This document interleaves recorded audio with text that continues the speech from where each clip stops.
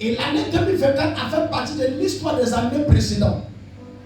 Donc il y a eu ce que tu as fait dans l'année 2024 que tu ne dois plus répéter dans l'année 2025.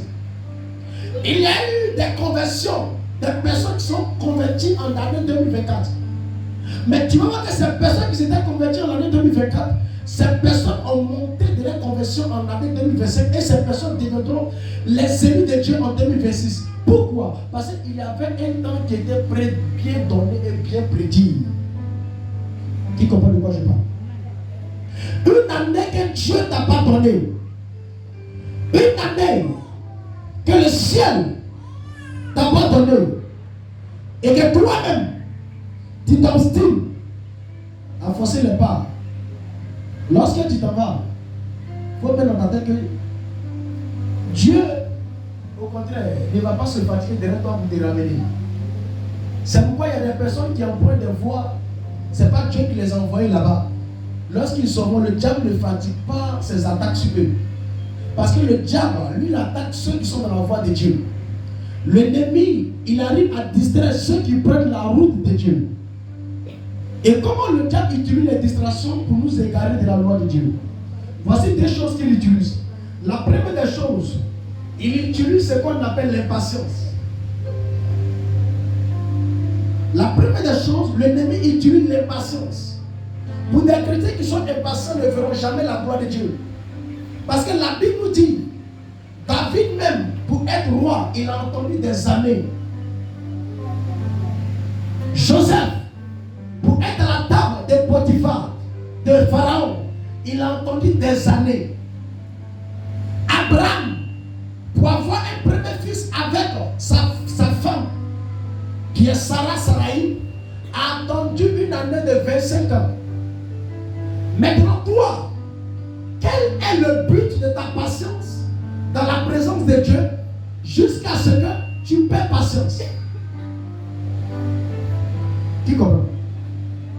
La Bible nous dit, un homme malade couché auprès de la piscine de Bethesda qui se nomme Bethsaïda a vécu 38 ans de maladie. La Bible ne mentionne pas 38 jours, ni 38 semaines, ni 38 mois. La Bible dit 38 ans. L'année de sa maladie correspond à l'année de sa patience. Depuis là où il était malade, c'est depuis ce jour qu'il a appris à patienter.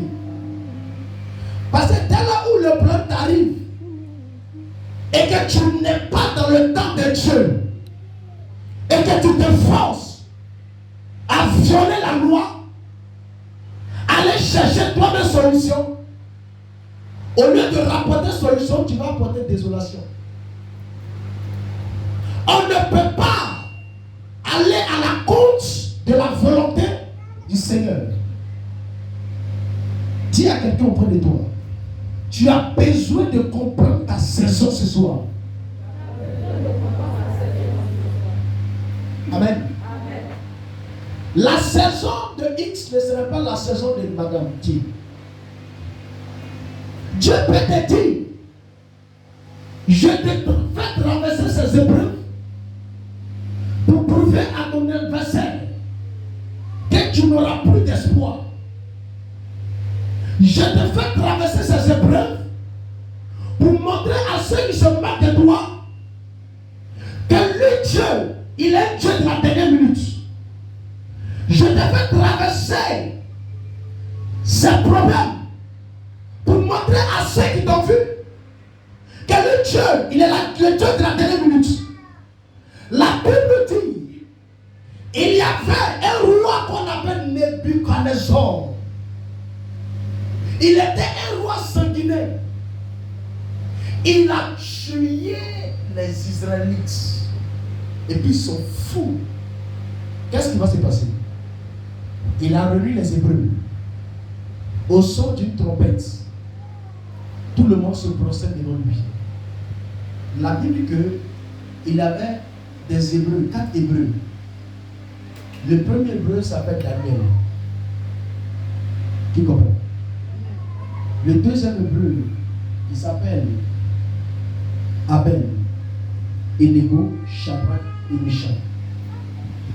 Et la Bible dit qu'au son des trompettes, Tout le peuple s'est prosterné devant Nebuchadnezzar. Mais les 3 Hébreux ne sont pas prosternés. Pourquoi ils ne sont pas prosternés? Parce que dans leur loi, ça a été dit qu'ils ont le droit de se prosterner devant un unique Dieu, qui est le Dieu d'Israël. Et la Bible dit que Daniel était auprès de ce roi sanguinaire. Et on fit rapporter au roi qu'il y a 3 individus dans le peuple là-bas qui refusent d'obéir à toi tes ordres. Dans la Bible nous dit que la parole d'un roi est irrévocable. Lorsqu'un roi prend une sentence, il ne peut plus changer. Même s'il a décidé une mauvaise sentence de tuer sa famille, il va éliminer sa famille. La parole d'un roi est gravée. Donc le roi dit, je vais ordonner de façon en bris que ceux-là vont se prosterner devant moi. Et regardez ce qu'il va faire. Si ce n'est pas le temps de Dieu, et que le diable te dit que toi, tu vas perdre ta vie, tu ne perdras jamais ta vie. Quelqu'un ne donne pas un amen.